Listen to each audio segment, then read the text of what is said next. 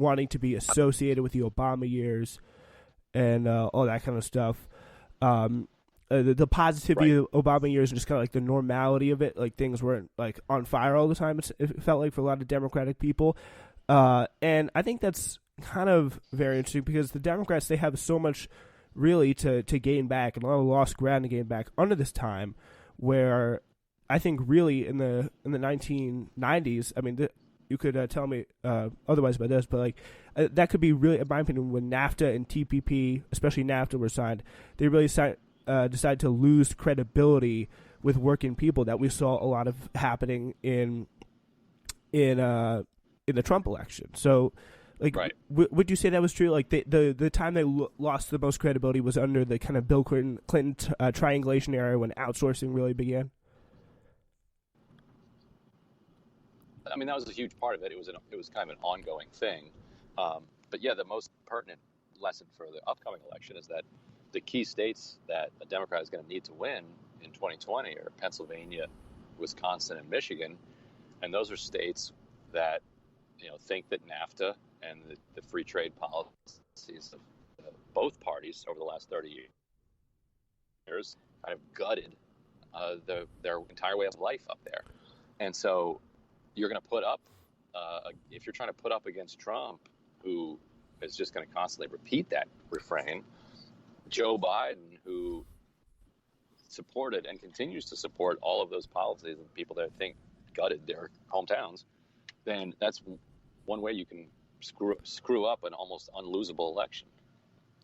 Yeah, that's definitely going to be that would be something that would not be very appealing, and something that Hillary Clinton, I think, really did to screw up that kind of a unlosable election.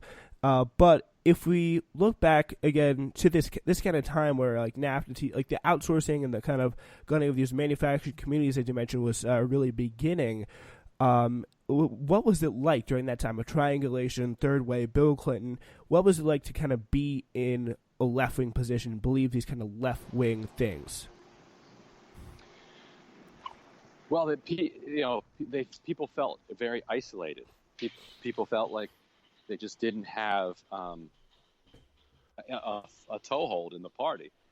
That the Clinton wing was so dominant that they were going to be in the wilderness for as long as they could, and the best that they could do would be to try to sand off some of the rougher edges of neoliberalism. And so now, for the first time in like 30 years, the left is feeling its oats and finally believes like it could be actually leading the coalition rather than being led in it. And the key, there was one of the main responses that you saw in 2000 was a lot of voters, a lot of progressives leaving the Democratic Party and voting for Ralph Nader, which, like it or not, ended up costing the election to George W. Bush. Yeah, that kind of dissatisfaction was definitely, I'm sure it was something that was probably pretty pertinent throughout the 1990s. And obviously the left is down, the left is really isolated during that time, and really not really prominent again until 2004 with the candidacy kind of Howard Dean. How does his campaign, in your opinion, compare to Jesse Jackson's back in 1988? Bernie Sanders and Jesse Jackson? Oh, no, Howard Dean and Jesse Jackson. Oh, Howard Dean and Jesse Jackson. So Howard Dean is a much more conservative candidate than Jackson, but he was just dispositionally willing to confront George W. Bush. He was willing to take a strong stand against the war, and so people rewarded, lefties rewarded him for that. They were like, at least somebody was fighting for them, and so, like Jackson, Dean had a massive kind of grassroots campaign behind him. Unlike Jackson, Dean had the ability to convert that into internet organizing and small dollars into his campaign, and so that made him a more credible candidate in the eyes of the press, even though he ultimately fell victim to the same electability trap where the Democratic voters decided that an anti-war doctor was the wrong guy to take on Bush in a time of war, and they needed a veteran, someone with unimpeachable credentials, and of course his credentials were immediately impeached. Yeah, so like, what was kind of the media coverage about what was the media coverage about Howard Dean's campaign like at the time? Was it very kind of dismissive in the way we see with Bernie Sanders today, or was his campaign? No. See what they learned, and this is a lesson that a lot of the activists around him picked up, is that the media isn't actually driven on a day-to-day basis by any corporate agenda. It wants the best story that it can find, and if that aligns with the corporate agenda, great. If it doesn't, that's okay. And so, what they learned is that something new and tittillating to the media were these meetups. All of these people who were enthusiastic about Dean, who were meeting and doing grassroots stuff without the direction of the campaign, and using the internet to do it. And back then, the media loved writing stories about anything that had to do with the internet because it was such a fascinating new innovation in American life. And so they exploited that and exploited the small dollar fundraising to drive media attention. So in other words, they'd say, we're going to try to raise $7 million online, and they'd raise $1 million, and they'd post that on their site, and then the press would write that a new thing was happening in politics, that the campaign had raised $1 million without anybody giving more than $50 or whatever, and that becomes then a media story, and the media story then draws attention to it, and then the attention brings more money, and now they've raised $2 million, and now they can get more stories about it because now the campaign has raised $2 million without taking any big money. And so they learned that the media can actually be your friend if you can get this virtuous cycle going. Yeah, so it seems kind of like, from what you're saying, like they were kind of captivated and a little bit awestruck in a way about about the campaign. And like, what I was wondering is, how did that campaign fail to bear fruit? Like, I know you said the electability trap, but was his campaign just like kind of poorly run, or did the media really start to kind of turn on them near the end? The moment, and the reason I say it's an electability trap, the moment he really fell apart was heading into Iowa. He said something like, I believe they captured Saddam Hussein in some hole somewhere in Iraq, and there was a question about whether or not he should be executed. And I think Dean may have been against the death penalty, but in any event, he said that he did not think that Saddam Hussein should get the death penalty. And to Democratic primary voters, pretty much all agreed with that. They're mostly against the death penalty, but they overthink things, and they said, well, okay, I'm against the death penalty, but the rest of America, less than 2 years after the attacks of 9/11, even though Saddam Hussein didn't have anything to do with those, they're going to want blood. And so if we're in wartime putting up against an anti-war, anti-death penalty doctor who wants to let Saddam Hussein live a life of comfort, Bush is going to kill us. And so he really collapsed after what was called this gaffe of how Saddam Hussein should be treated, and that was kind of the beginning of the end for him. That's interesting, because I thought it was all about like the scream, but I mean, maybe he was not. done by the scream. The scream was just the exclamation point. But yeah, he was done by then.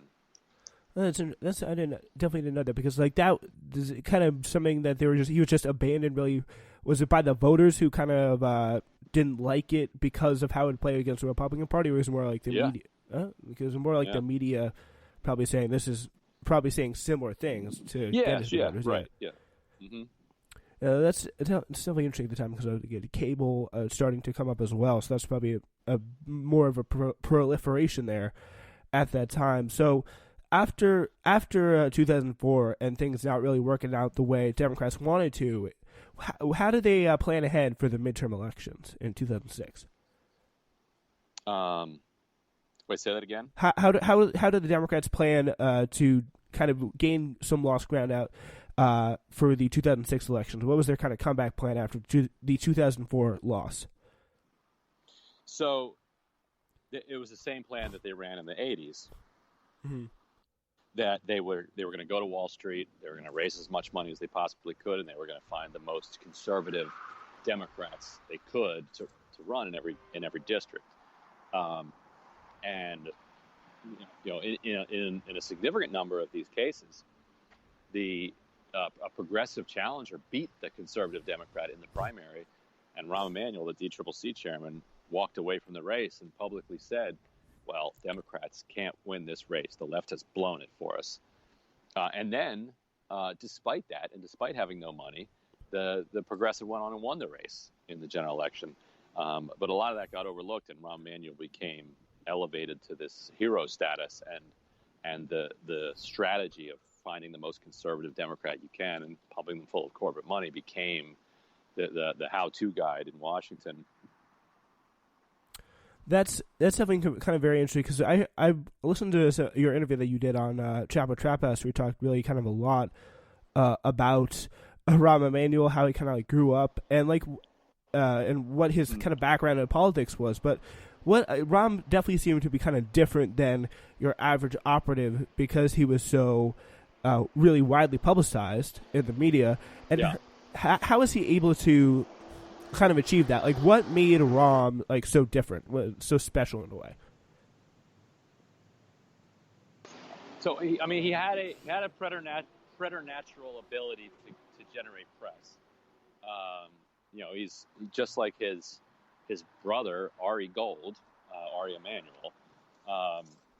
He has a hyper personality that people gravitate toward, and there wasn't a lot of alternative media at the time either, so that kind of left him as the guy to tell his own story without anybody telling the other side of it, and that really ends up shaping then the House and Congress as Obama is trying to push his own agenda through there. And of course by then Emanuel becomes Obama's chief of staff, and so is working with the very people that he recruited to be in the House. But I should actually get going because I've got a thing that I have to run to. Do you want to do one question, like wrap it up? All right. So yeah, just very quickly, what was your how would you say, where did the Democrats go from here? Like, what did you see them have? Where do you see the left going from here in terms of the future 2020 presidential race, passing key goals, stuff like that? Yeah, I mean, the question is, can they keep notching some wins and growing their own credibility? They're going to run a challenger to Henry Cuellar in Texas, which is going to be a very, very tough race. But if they can pull that off, that'll be interesting. But can either Warren or Bernie emerge from with the Democratic nomination? If either of them does, they would probably be the most liberal nominee ever in the history of the Democratic Party. More so than FDR, more so than Lincoln. I mean, Lincoln was a Republican, but that was the left party at the time. So that right, the next year is fundamental. 2024 could be interesting because Ocasio-Cortez is eligible to run for president in that year. So there's still some interesting fights to come. Yeah, I definitely heard some interesting news about her possibly primarying one of the two New York senators right now. I'd be very interested to see that. But Ryan, thank you so much for joining us. Really appreciate you spending your time. All right, it's my pleasure. Thanks for having me. All right. That was Ryan Graham, author of the book, We Got People. From Jesse Jackson to AOC, the end of big money and the rise of a movement. Obviously, the DC bureau chief at the Intercept as well. Thank you so much for listening. I wanted to do a little bit longer interview with him, but still, it was an absolute pleasure. So glad to get some of that out and really be able to talk to a pretty smart journalist, pretty smart guy. And yeah, go by the way, buy that book. I know I will. So yeah, thank you. That's about all we got for you today. We have a standard news flash coming your way later this week, probably around Saturday coming out for you. Thank you so much for listening to this episode.